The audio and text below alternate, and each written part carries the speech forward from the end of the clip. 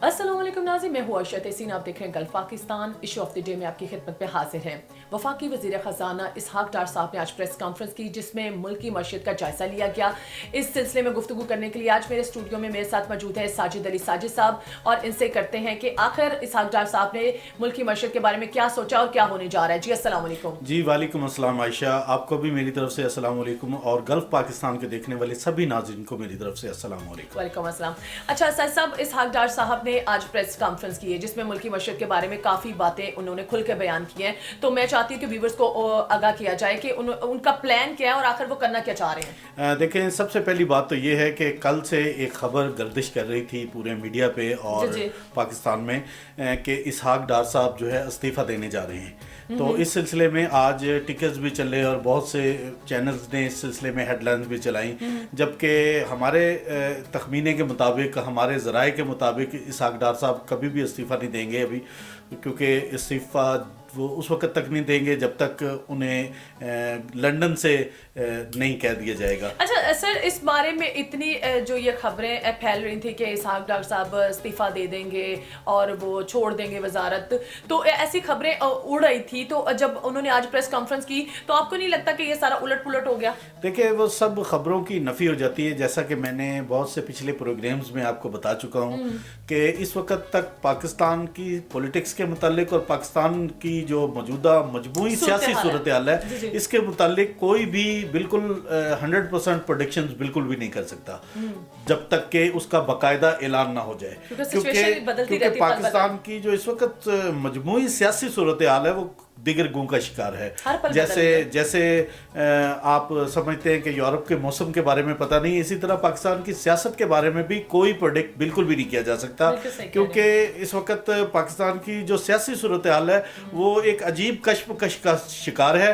तो इसीलिए खबरें बिल्कुल ज़ेरे गर्दिश थी कि इसहाक डार साहब इस्तीफ़ा दे रहे हैं, क्योंकि कल प्राइम मिनिस्टर ऑफ पाकिस्तान जनाब शहबाज शरीफ साहब और पाकिस्तान के सिपा सालार जो है आर्मी चीफ जनाब जनरल सैयद आसिम मुनीर साहब में एक मुलाकात तय पाई।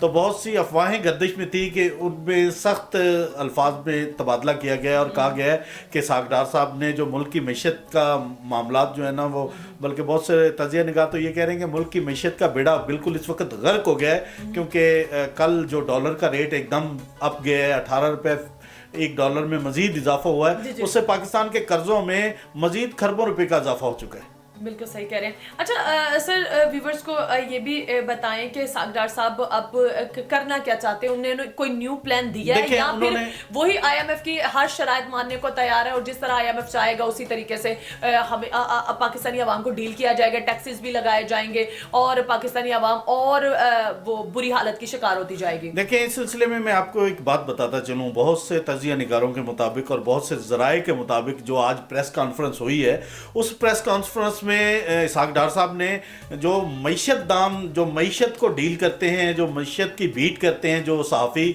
उन सहाफ़ियों को नहीं बुलवाया गया। जो पॉलिटिक्स को डील करते हैं उन सहाफ़ियों को बुलवाया गया ताकि वो उनसे मईशत के मुतालिक जो क्रिटिकल क्वेश्चंस हैं, डेफिनेटली वो जिसकी बीट है वही कर सकेगा, तो वो सवाल ना वो उनसे पूछें। तो इसलिए उन्होंने पॉलिटिकल जो सहाफ़ी हैं उनको बुलवाया। तो उन्होंने पाकिस्तान के लिए कुछ नवीदे भी सुनाई, जिनमें उन्होंने कहा कि 30 जून तक जो है हमारे रिजर्व जो हैं वो $10 अरब तक हम पहुंचा देंगे। ठीक है, तो ये एक अच्छी खबर थी। तो उसमें क्वेश्चन जब किया गया इसहाक डार साहब से कि जनाब आप इस्तीफ़ा दे रहे हैं, तो उन्होंने बड़ी कैटेगोरिकली इस पे उन्होंने जनाब इस बात में उन्होंने कहा कि मैं इस्तीफ़ा क्यों दूँ, क्यों दूँ, आप कौन है? ठीक है, तो बात यह है कि इसके अलावा एक और बड़ा क्वेश्चन उनसे किया गया कि मुल्क में क्या मुआशी एमरजेंसी लगने जा रही है। तो इसहाक डार साहब ने इस बारे में भी ये कहा कि मुल्क में मुआशी एमरजेंसी की कोई गुंजाइश नहीं है और मुआशी एमरजेंसी बिल्कुल भी नहीं लगने जा रही। जबकि उनका अगर पूरी प्रेस कॉन्फ्रेंस का अगर हम उसकी बायोग्राफी करें, उसको उठा के उसको देखें, तो बिल्कुल डेफिनेटली सिर्फ और सिर्फ उन्होंने एक चीज़ ही एलोकेट की है, और वो एलोकेशन ये की है कि ये मुल्क की जो मईशत खराब, जो प्रेस कॉन्फ्रेंस थी, इस प्रेस कॉन्फ्रेंस का अगर आप मुद्दा निकालें वो सब का सब तो सिर्फ और सिर्फ ये है कि उन्होंने जितना भी मईशत ख़राब होने का या मीशत गिरने का या मुल्क के माशी हालात बिल्कुल मखदूश होने का जितना भी मलबा है उन्होंने सिर्फ पुरानी हुकूमत पे, PTI हुकूमत पे डाल के उन्होंने अपने आप को सुरखरू किया। अच्छा सर, यहाँ पे पूछना चाहूँगी कि इसहाक डार साहब इस्तीफ़ा देने को भी तैयार नहीं है और मुल्क की मशरत उनसे संभाली नहीं जा रही और महंगाई बढ़ती जा रही है, और सेकेंडली ये कि बहुत से तजिया निगार जो हमारे ऐसे थिंक टैंक्स हैं जो कहते हैं कि मुल्क डिफ़ॉल्ट कर चुका है, लेकिन उसको आवाम को बताया नहीं जा रहा क्योंकि इसकी जिम्मेदारी PDM पे आएगी।